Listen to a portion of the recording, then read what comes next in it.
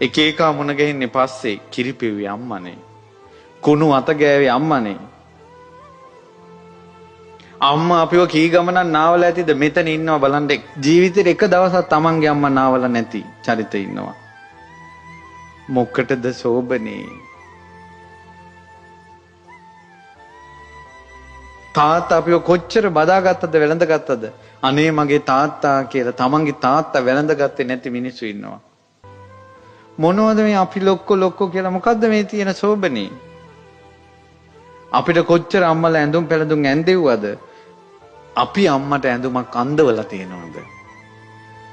අම්මලා තාත්තලා අපිට කොච්චර කැව්වද? අපි බත් කටක් අම්මට එක බත් කටක් කවලා තියෙනවද? සමහර අය ඉන්නවා තමන්ගේ අම්මට බත් කටක්වත් කවලා නැහැ.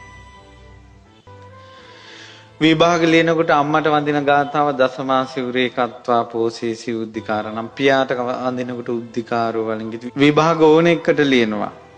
ඒ වුණාට සමහර චරිත ඉන්නවා ජීවිතේට එක දවසක් අම්මට ওই ගාථාව කියලා වැඳලා නැහැ.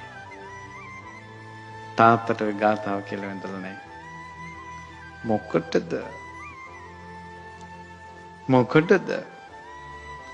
ඉතින් මිත්‍ර ධර්මයේ නැති යම් කිසි කෙනෙකු විඳිනවද දුක?